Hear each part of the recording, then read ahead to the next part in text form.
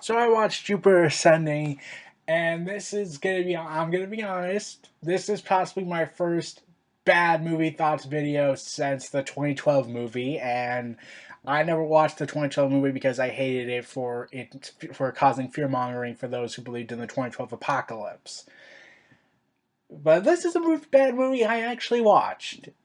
Now, the Wachowskis kind of have been in a rut since The Matrix, and then I'll be honest, Matrix Reloaded, it had a positive reception, but it wasn't as expansive or grand like the first Matrix because, well, I can understand why people felt like the second sequel was inferior to the first because it's hard to duplicate something that happened organically, and then it's just like they're just cranking out a sequel just for the sake of another sequel.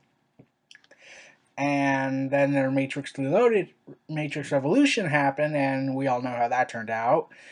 And then they did Speed Racer, and I'm wondering how and why. Then they did Cloud Atlas, which didn't turn out well. Now they did Jupiter Ascending, and it did not turn out well. So someone can make the argument they have completed their trilogy of horribleness. And the Matrix seem to be the first and second Matrix seem to be the last good movies, and then afterwards it just went on this decline and eventual fall from grace. So it was sad to see the talented directors and writers, the Wachowskis, fall from grace from this. And this movie bombed at the box office. Like it only had it was $176 million for the budget, and it only got back $184 million, well over a little bit over its budget, and yet not so much. The film has okay. Here's what I will say that I did like about the movie before I get into the badness.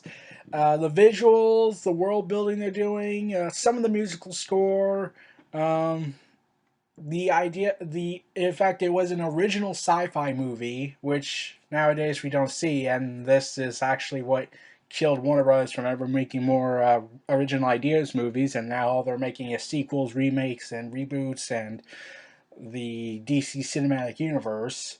And I like the fact that they're going to bring in a female character. Like, they were hoping, from what I gather, trying to make a female character like, um, I'm trying Ripley from Aliens, from what I heard, but that didn't work out so well. And this movie, okay, but after that, the lore is very interesting. Let me just point that out. But after that, there's just nothing memorable about this movie, except for Eddie Redmayne playing this villain that acts over the top at times, where he screams "Go!" and then screams out, "How dare you!" Me and my friends laughed at that, and then finally, where he's nearing his defeat, he says, "You begged me to do it," and I'm like, "Oh man, you're just phoning it in at this point. You don't really like what you were given, and therefore you just said, you know what, F it, I'm just gonna do over the top in this." Like yeah, like it just got really really bad. Like it's just big exposition after exposition, and while that is okay when you like it's like a lot of people compare this to Phantom Menace. Here's why I like the Phantom Menace better than I did Jupiter Ascending. It's because whereas Jupiter Ascending just seems to look like it has potential but doesn't really capitalize on it, the Phantom Menace, along with the prequel trilogy, have this underlying theme I found, which cites Jedi corruption, political corruption, and corruption of this religious order that eventually became the very thing they swore to destroy. And I gotta be honest, one of the bounty hunters in the movie kind of looks like Luminar Unduli from Attack of the Clones and the Clone Wars series, and the less I talk about a Jedi from that era, from her time, the better, because I'll just go on a rant of how much the Jedi Order screwed Ahsoka over, big time. So so besides Eddie Redmayne, who at this time when the movie came out won an Academy Award, and then people start making jokes saying, Oh god, they need to take back that Academy Award. Like, oh god, this was bad. And like, it's just like seriously, like this movie's just bad. Like it wasn't. I don't think it's like the bad like everyone was saying it was. It's just a bad movie, but nothing really grand to make you say I hate this movie. And the only highlight of the movie for me was the bureaucracy scene, which makes me just say, bureaucracy sucks, doesn't it? It does. Yeah.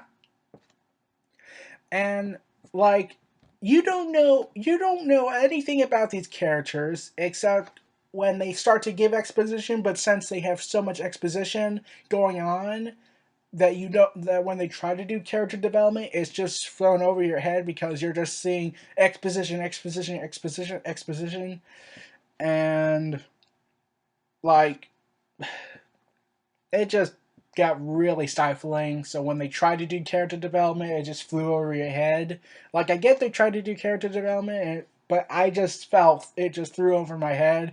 And during the movie, when I got bored in the first 15 minutes, I was like looking over my phone, doing nothing but just reading stuff on my phone, looking at text messages, doing all that, the usual, playing Angry Birds or something like that. I don't remember. I watched this movie and like it had potential. I don't know if they're gonna crank out a sequel, though something tells me it won't because well, this didn't work out. And like to see how this movie has potential like Destiny, but Destiny was a little bit better. It Okay, let me just say this. I can't keep going ahead and saying this is the destiny of movies. Like this is normal. Okay, like I can't keep going and said, well, it'd be better if you did this with Destiny, like what Destiny did, because you have this interesting lore of Destiny, and I said I'll talk about that in another video, possibly, hopefully, with one of my friends. And then you have Sean B's character, a Han Solo type character, and I put this in quotations because he's barely in the movie, and Han Solo was in A New Hope and was in it for the entire time. Mostly. Like, it wasn't there for like the first, what, 15, 20 minutes? And then they introduced him in a badass way. And then after that, he gets his character development, and then eventually his story arc is over, and then he's just around for the next two films. Like, he does important stuff, but and then episode 6 happened, and then he was supposed to get killed off, and George Lucas said no, and we all know how that turned out in Force Awakens. Harrison Ford, you finally got your wish. But besides Eddie Redmayne's character, who I don't remember his name because I don't think they ever mentioned his name a lot. They just mentioned these other two spoiled children, and then they just mentioned, oh, that there's a third sibling we have. Let's just talk about. We'll discuss him later.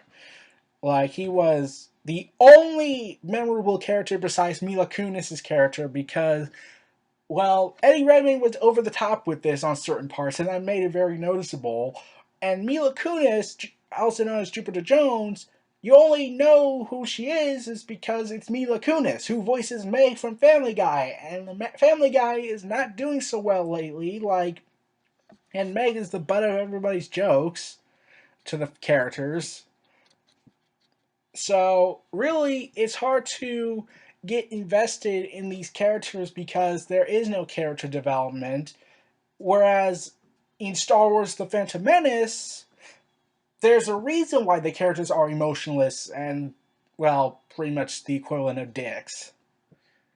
Because the Jedi Order has a code, whereas the characters in Jupiter Ascending, there's no reason to be emotionless.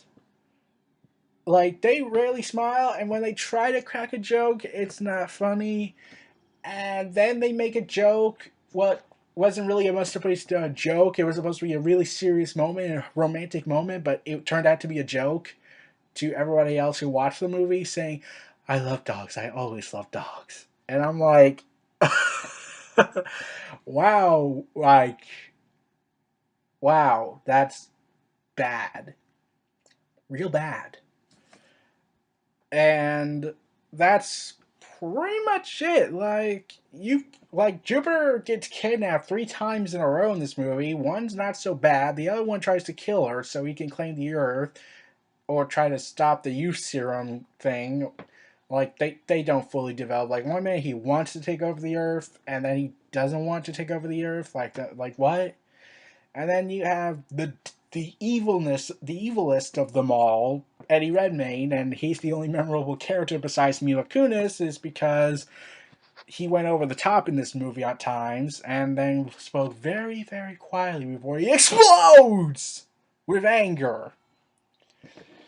So when Jupiter got kidnapped 3 times, and Channing Tatum's character Kane Wise, pretty much had to save her like every single time, and they tried to put in new twists to the kidnappings, but really, you're just many times can this woman get kidnapped in one movie?